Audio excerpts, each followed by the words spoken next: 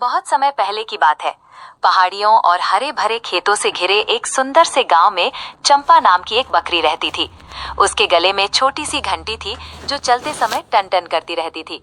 गांव के बच्चे उस आवाज से ही पहचान लेते थे कि चंपा आ रही है। चंपा की मालकिन अम्मा उसे बहुत प्यार करती थी। हर सुबह अम्मा चंपा को सहलाकर कहती, बेटी आज ध्यान से चरना। चंपा समझदार थी। वो धीरे धीरे चलती, ताजी घास चुनती और कभी भी बेवजह दूर नहीं। एक दिन बारिश के बाद हर तरफ हरियाली फैल गई। दूर वाले मैदान में घास बहुत हरी दिख रही थी। चंपा खुशी खुशी उधर बढ़ गई। चलते चलते वो जंगल के किनारे पहुंच गई। अचानक उसने सुना, ओह कोई है क्या? चंपा चौंक गई। उसका दिल तेज तेज धड़कने लगा। वो थोड़ी देर रुकी, फिर हिम्मत करके आवाज की ओर। वहां उसने देखा एक शेर गहरी खाई में फंसा हुआ था। उसके शरीर पर मिट्टी लगी थी और आंखों में डर साफ दिख रहा था। शेर बोला, बकरी बहन मुझसे गलती हो गई, कृपया मेरी मदद कर दो।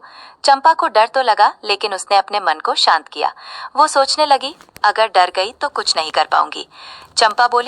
चंपा बोली, मैं अकेली आपको बाहर नहीं निकाल सकती, लेकिन एक तरीका है। शेर ने तुरंत पूछा, कौन सा तरीका? चंपा बोली, पहले आप इस मोटी रस्सी को अपने शरीर में बांध लीजिए ताकि खींचा जा सके। शेर को जल्दी थी, उसने बिना सोचे रस्सी बांध ली। गांव की ओर दौड़। अब चंपा पूरी ताकत से गांव की ओर दौड़ी। वो जोर जोर से मिमियाने लगी, मैं।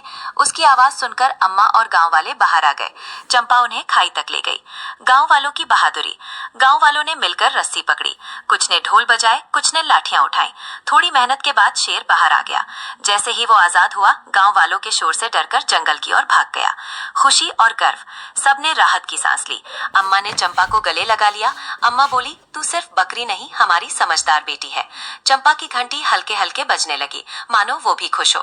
उस दिन से गांव में ये कहानी मशहूर हो गई, चंपा बकरी की समझदारी की कहानी।